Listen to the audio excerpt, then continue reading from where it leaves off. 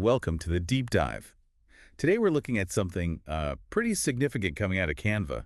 It's called Canva Code. That's right. Think back to how Canva first opened up design for, well, everyone. Exactly. If you weren't a designer, suddenly you could create professional-looking stuff. Well, now they're trying to do something similar, but for interactive experiences, making those just as easy to create. The potential there feels, genuinely game-changing, doesn't it? It really does. This was unveiled at Canva Create 2025. Ally, who's head of design experience at Canva, she presented it. Ah, okay. And her own backstory is actually quite relevant here. She mentioned being a non-technical founder early on. Right, I heard about that. Yeah, and she talked about how learning to code herself was this huge turning point for her startup. It led to getting investment, eventually an acquisition. Wow. So it really highlights the power that coding skills can give you. Definitely. And it kind of sets the stage for why Canva Code is a big deal. Because for most people, coding still feels, incredibly complex, specialized. Oh, for sure. Time-consuming, difficult to learn. Even simple interactive things can feel out of reach. Exactly. So Canva's stepping in, trying to bridge that gap, make that power accessible without the steep learning curve. Okay, so that's our mission for this deep dive then. To really understand Canva Code, what it does, how it works. And what it might mean for the future. Yep.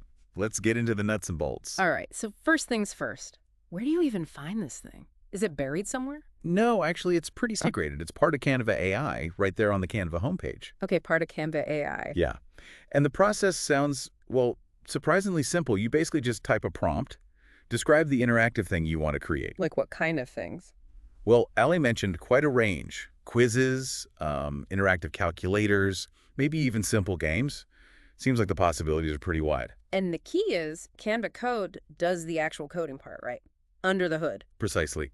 We're talking about the languages like HTML for the structure, CSS for the look and feel. The stuff that makes interactive web things work. Right. Canva Code writes all that for you. Automatically. So you don't need to know any HTML or CSS yourself. Not a line. It automates that whole back-end process, and then once it generates this interactive widget, Okay. you can just add that straight into any Canva design. Presentations, docs, Canva websites, you name it. It almost sounds Yeah. easy. How do they test if this actually works for, regular people? That's where it gets really interesting. They did this session, brought together about 25 people, Okay. really diverse group. Teachers, small business owners, students. So not developers. Exactly. Crucially, most had very little coding experience. Maybe they'd played some simple coding games, but that was it. Mostly complete novices. Right. And the core idea, the question they asked was, if you could code anything, what would you create? The goal was simple. Could everyone in that room build something using Canva Code in just that one session? Wow. That's ambitious. And could they? Did it work? Apparently, yes. They used a Code For Me button within Canva AI, typed in their ideas as prompts. Just describe what they wanted. Yeah, and the results were, well, pretty eye-opening. Really showed the tool's flexibility. Like what? Give us some examples. Okay, so one teacher whipped up a study guide really quickly.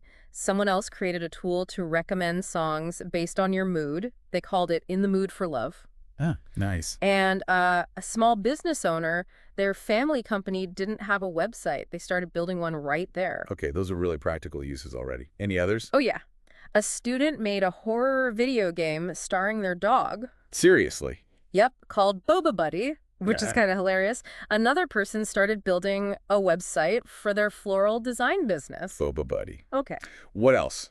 Let's see. Someone mocked up a game idea about riding a city bike through portals in New York City. Sounds cool. An online fitness tracker. And this one really stood out to me. A puzzle game designed specifically for children with autism. Yeah, it included sensory elements, and they were already thinking about adding sound later. It really shows the potential for creating, very specific, helpful tools. That's incredible. Really demonstrates the possibility there. Was it just games and websites? No, not at all. People also made interactive flashcards, quizzes, a dashboard website for finding local bubble tea shops. Oh, okay. I could use that one. Right. And even a multiplication game trying to make math a bit easier or more fun for kids. So a really broad range of stuff just from that initial group. So these folks with basically zero coding background, they actually built these things. What did they think? What was the reaction? The speed was a huge factor. People were amazed. One person mentioned it generated like nearly 140 lines of code in seconds, Wow, something they figured would take them hours, maybe even weeks, to do manually if they even could. that's a massive difference. Huge.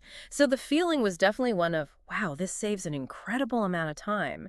And it makes this kind of creation really accessible, especially if you're just starting out or don't have a big budget. So it really lowers the barrier to entry. It It- sounds like Canva's trying to give people that feeling of empowerment for interactive stuff, just like they did for design originally. That's exactly the sense I got. The testers talked about just the joy of bringing an idea to life so quickly. Yeah. It takes away that massive hurdle. You don't need the complex technical skill. You don't need to hire someone expensive.